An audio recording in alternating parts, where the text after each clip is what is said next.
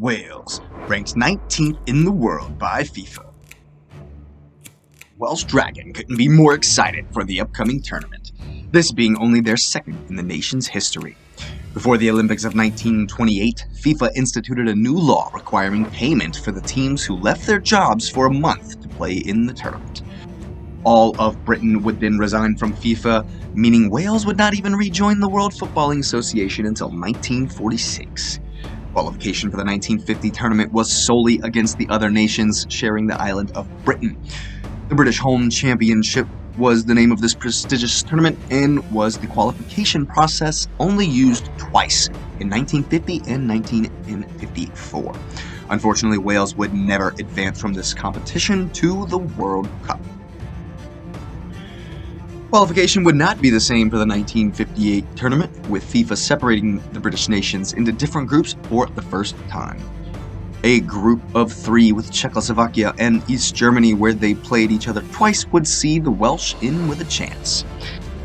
After beating the Czechs in the first game, they would lose back-to-back to the same opposition, because each team had to play each other twice.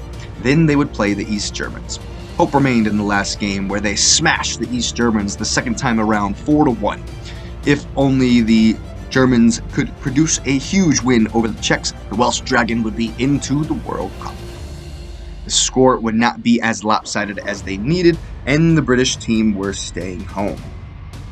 In other news that year, Israel had managed to qualify for the World Cup by virtue of never even having played a game. Talk about fear factor. Their opponents all forfeited due to political reasons. FIFA couldn't abide such because only the hosts were allowed to qualify without playing any qualifying matches.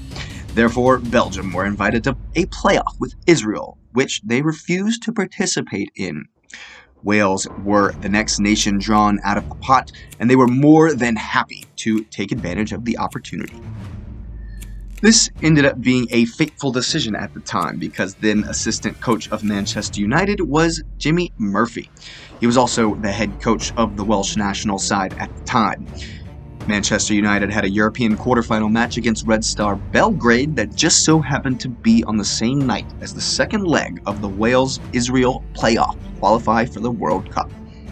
Murphy would stay home to coach the national side to victory, which surely saved his life. Disaster would strike the United plane as it flew over Munich in an accident that cost 23 people their lives, including the head coach. Gratefully, some of them survived, including Sir Bobby Charlton, who would recover and go on to be one of the greatest and most beloved English players of all time. It was a dark mark on what should have been a historic night. The group stage of the 1958 World Cup in Sweden for Wales looked incredibly intimidating, with Hungary, finalists of the tournament 4 years earlier, Mexico, and the hosts, Sweden, all representing formidable tests. A remarkable fight back would earn a 1-1 draw against the Hungarians, having shipped the goal 5 minutes into their debut performance in the Cup. It took a 90th minute equalizer to steal the win from the Welsh Dragon for another 1-1 draw with Mexico in the second game. That left only the hosts. At this time, the final matches were not played simultaneously, something that no longer happens, and the Wales-Sweden match was held 5 hours before the other one.